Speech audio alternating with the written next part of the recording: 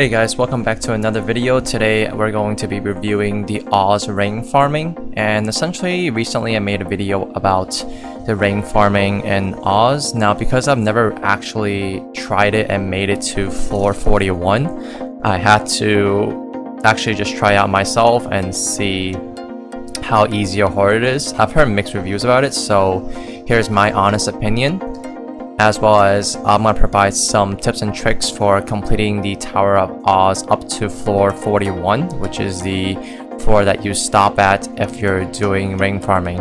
Overall, I think Oz has a very low tolerance for mistake, and you can't really make too many mistakes when you're running Oz because there's too much penalty for it, and I'll go into more what that means for the harder floors so you guys can see what I mean. And essentially for Oz, there are no pre-quests. You can just go to quick move on any town and you just go to Tower of Oz and you can start right away. The default time you guys have is 10 minutes, and the time increases based on how many what they call stupid pills you put in. Now the more you run Oz, the more points you get, so that means more time you can put on the clock.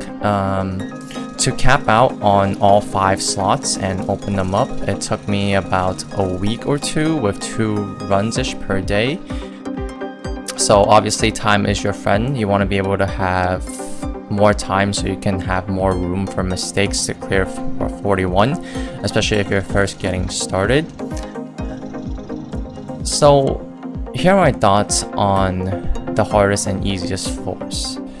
So I'm gonna go over most likely the hardest floors for me personally. It could be different for everybody else, but I'm gonna just go in the order of ascending floors. So this is not in any particular order for level of difficulty, but more so just for the floor number itself.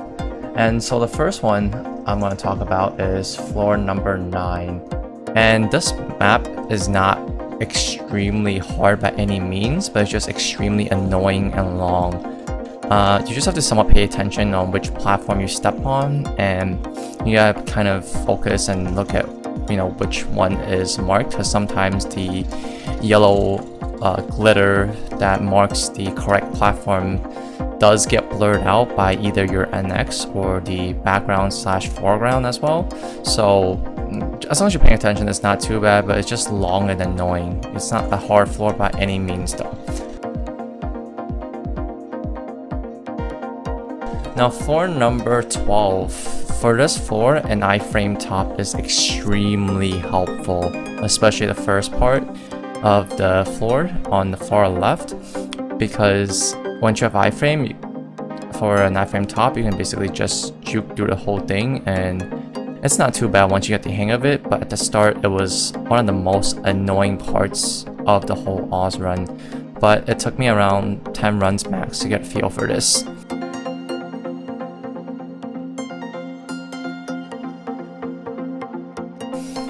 Floor 13. This is not a hard floor by any means, but you have to be very careful not to die here, because you can die very easily here. I have not died here yet, so knock on wood.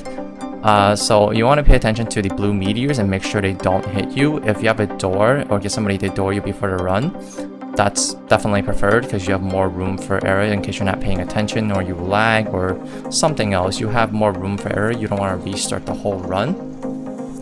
And then next we have floor 17. Floor 17, I would say is it's not too bad. Just watch a video on this and see. Well, you can actually see here how I do it. It's not terrible. You just basically walk through the whole thing and time your jumps properly. But yeah, it's just somewhat of a slightly annoying jump quest, but it's fine. Now the next one is floor 22. I absolutely hated this one because it was just so annoying. The first part, you just have to know where each of the placements are, and I promise you, in the beginning, you're gonna have absolutely no clue. If you want to speed up the process, ideally you want to watch a video a couple of times so you kind of memorize and know by heart where everything else is, and just if you forget, you can play it on your iPad or phone or something as you're doing it. So yeah, it's not too bad, the first part. And then once you get it, it took me around, I would say 15 runs to do it, because I was rushing and I wasn't really watching the videos before I did it. But if you want to minimize your error, definitely watch a few videos and just review the whole thing before you start doing it, because if each time you fall, it like all the way to the bottom, it'll teleport you to the start and take 1 minute off your timer. So you're losing time based off of the progress that you made, and you're also losing time based on penalty. So it's kind of retarded, honestly, but it is what it is. Like I said, very low margin for error.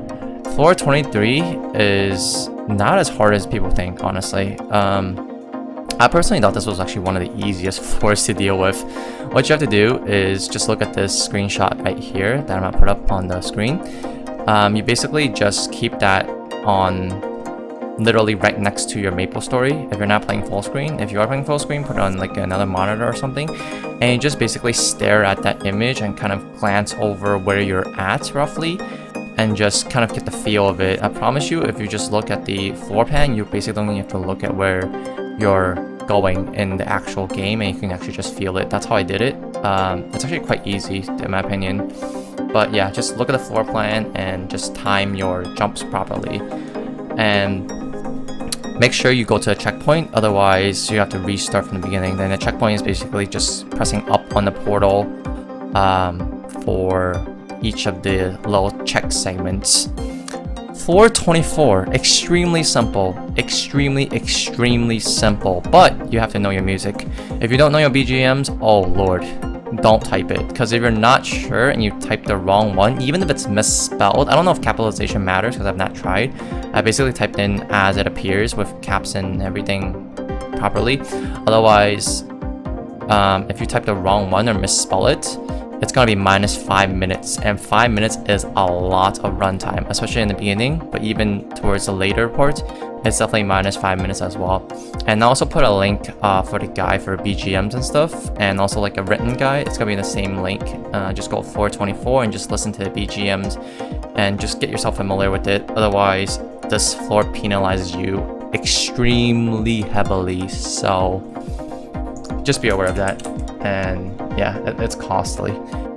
So next we have floor 36. Floor 36 is one of those long floors and annoying floors. Not hard by any means. Just type in all chat all of the numbers as they correspond to the snail, mushroom, and all that. It's boring and unnecessarily long, but again, not hard. It's just long and annoying.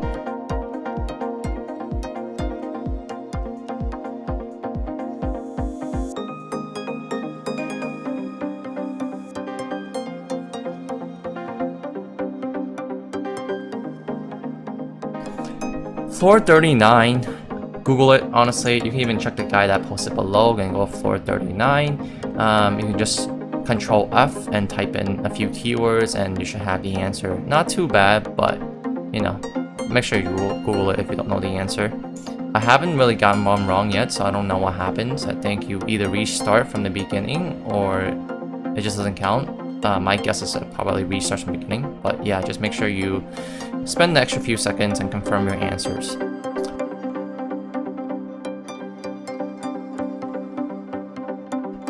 Floor 40. One of the harder boss floors, I would say, because you can't really one-shot it, and ideally what you want to do is you just push, stun, and pull the scarecrow into the center of the fire pit. Put your summons if you have it, and just let the fire pit burn it to 20 out of 20, and then the HP will start going down drastically. Make sure you use decent egg chests for, and also any drop gear for the whole boss floors, because they do drop some decent items that you want. So very straightforward. You do die quite a bit of times in floor 40, but it's not terrible, trust me. I die a few times, but you know, just be patient with it. If you have binds, it'll definitely help you, because just bind them over the fire and just let it burn to death. And yeah, pretty much it. Not that bad.